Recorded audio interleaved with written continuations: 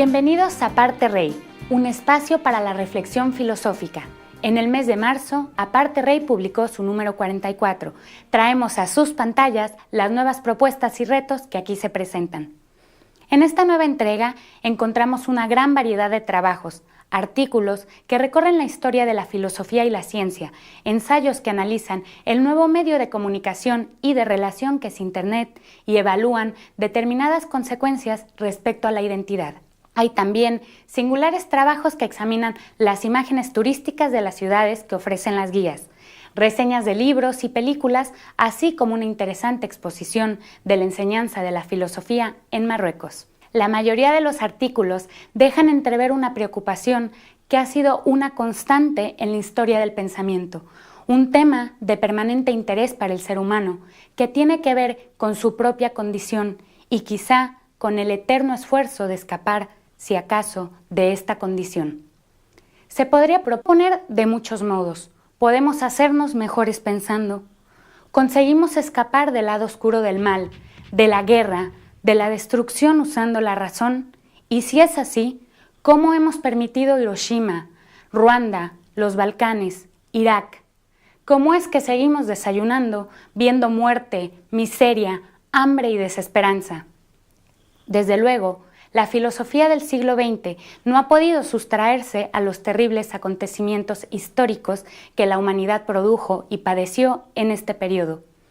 Por eso, desde la filosofía, parece difundirse la idea de que pensar no nos servirá de nada, no nos salvaremos pensando.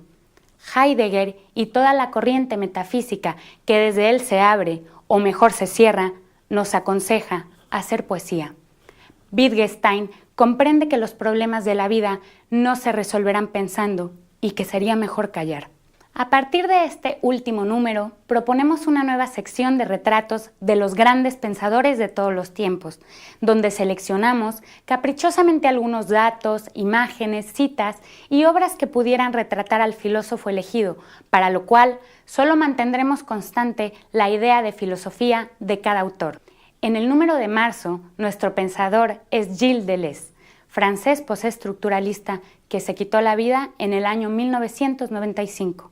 Posiblemente uno de los más grandes y profundos del siglo, tal vez uno de los últimos a los que podremos denominar propiamente filósofo. Para Deleuze, la filosofía no comunica nada especial, solo permite realizar encuentros y ver ciertas cosas.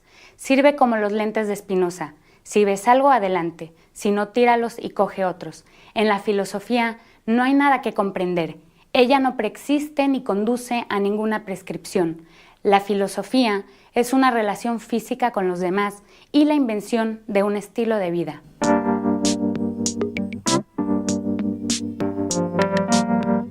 No tenemos forma de determinar lo bueno, lo mejor. Solo nos cabe aprender mediante prueba y error. ¿Tendremos siempre que correr riesgos? ¿Para qué pensar? ¿No habremos equivocado el camino de nuestra salvación? ¿Realmente no hay nada que comprender? Para hablar de estas cuestiones, está con nosotros Carlos Muñoz Gutiérrez, editor de la revista Aparte Rey. Hemos convocado a Ana Carrasco Conde, joven licenciada en Filosofía, que disfruta de una beca de investigación para realizar su doctorado sobre Schelling, en el que está trabajando desde hace 2 años. Ana ha publicado en Aparte Rey diversos ensayos, aunque su investigación académica gira sobre Kant y el idealismo alemán. Algunos de sus títulos reflejan claramente sus inquietudes filosóficas. Los cíclopes de la cultura, cultura y guerra en Nietzsche.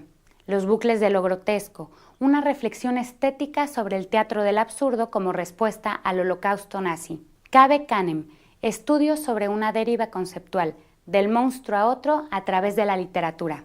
También nos acompaña Adela Muñoz Fernández, doctora en filosofía con una tesis sobre Simone Weil y que ha publicado en Aparte Rey varios trabajos sobre esta singular filósofa francesa, particularmente El carácter sagrado del otro, reflexiones a partir de Simone Weil, la experiencia de la propia miseria como conocimiento del mundo y una investigación sobre la lógica y la mística en Wittgenstein. Lo absurdo, lo monstruoso, lo grotesco, la guerra y el mal parecen ser sus temas de interés. Aquello oculto y temible del hombre que escapa al ámbito de la razón y, sin embargo, ellas han elegido pensar. En este mundo de lo inmediato, de lo fácil, del espectáculo, pero también del hambre, la miseria y la destrucción, alguien elige pensar. ¿Tendremos esperanza?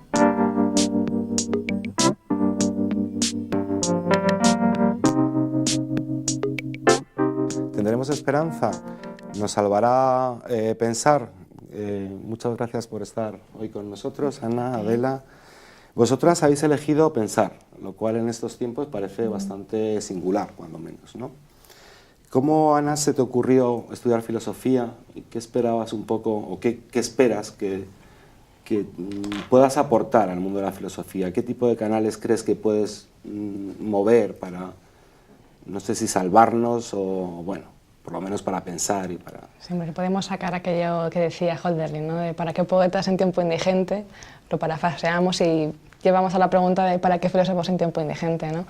Pero yo creo que si cogemos afirmaciones como Putnam, que decía que la filosofía debía aportar descripciones, no explicaciones, en el sentido de que no era tanto ofrecer soluciones, sino de desarrollar nuestra capacidad y apreciar la profundidad y dificultad de los problemas que conlleva el ser humano. En ese sentido, bueno, el ser humano y la naturaleza en general.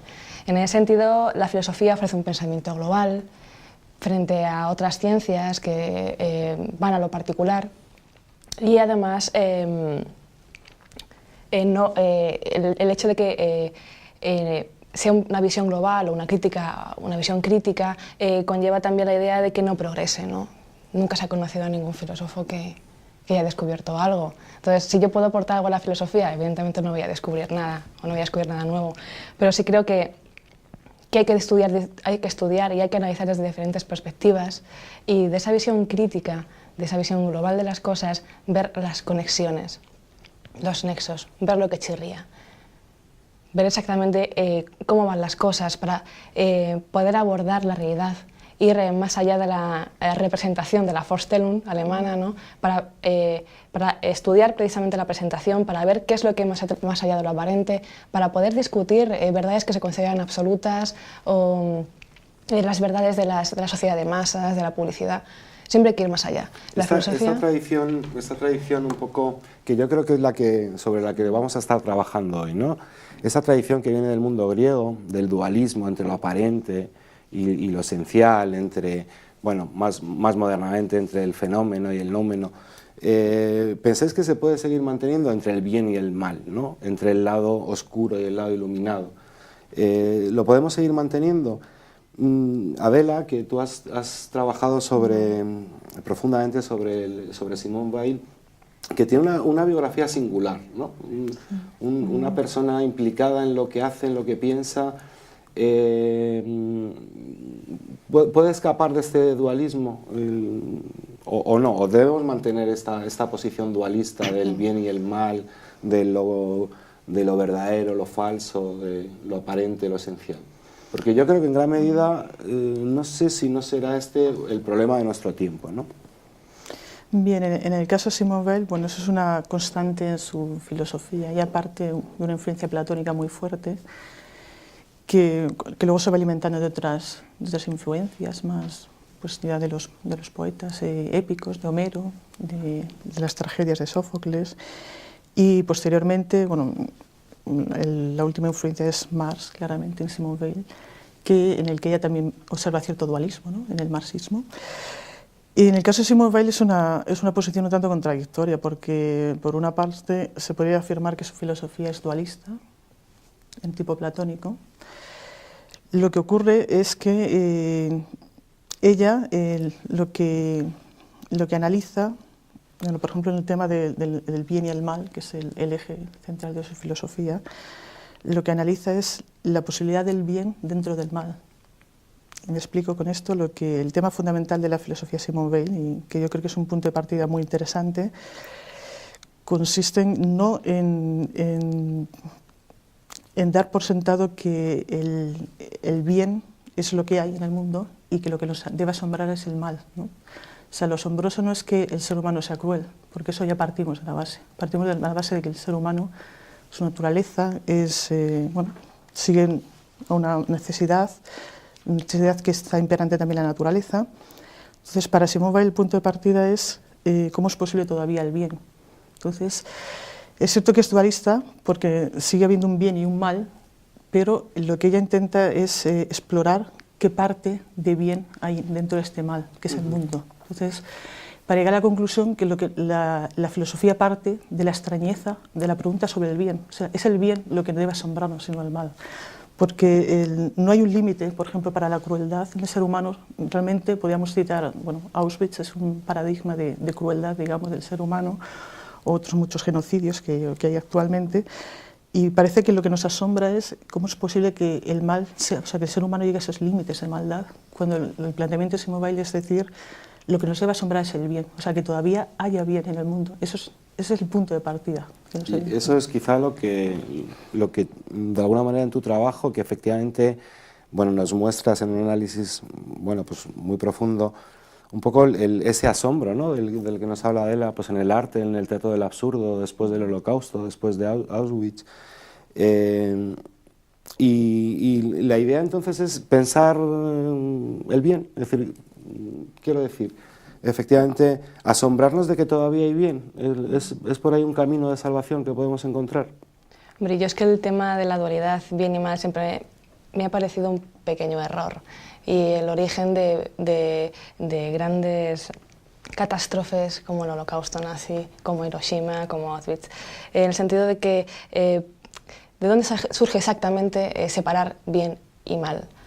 Porque en un principio se dijo que lo característico del ser humano, me estoy refiriendo a Aristóteles, era la racionalidad? ¿Exactamente en qué se basa?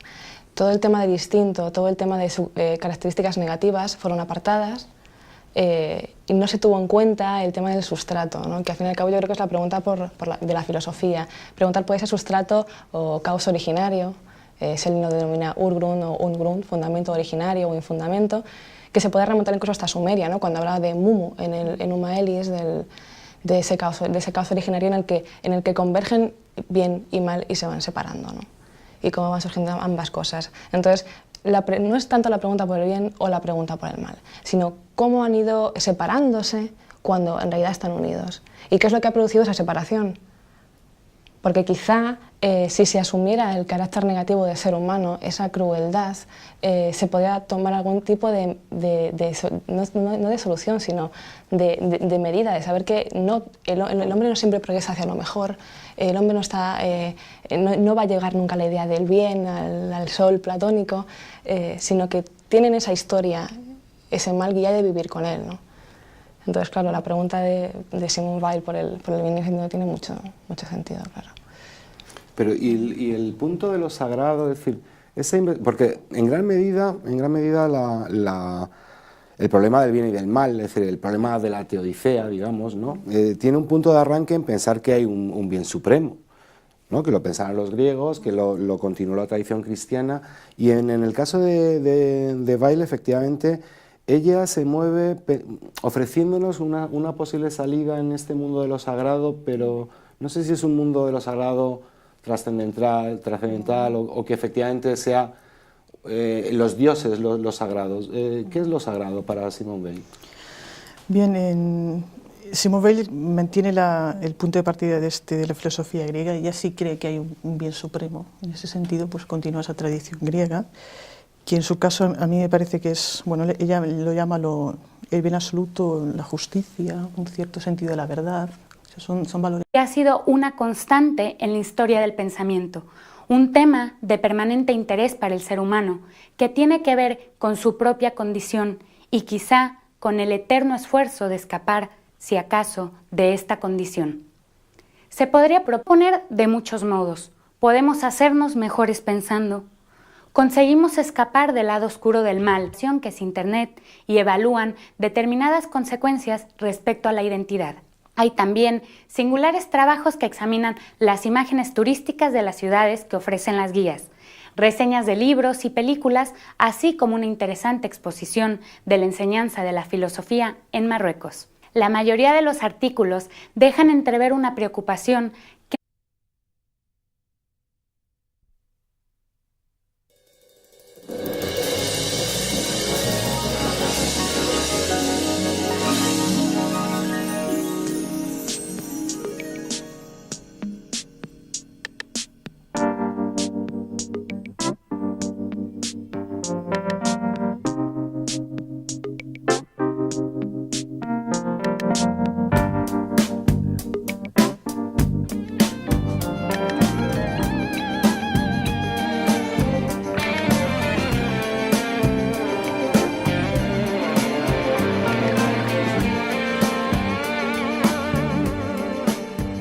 Bienvenidos a Aparte Rey, un espacio para la reflexión filosófica. En el mes de marzo, Aparte Rey publicó su número 44. Traemos a sus pantallas las nuevas propuestas y retos que aquí se presentan. En esta nueva entrega encontramos una gran variedad de trabajos, artículos que recorren la historia de la filosofía y la ciencia, ensayos que analizan el nuevo medio de comunicación y de relación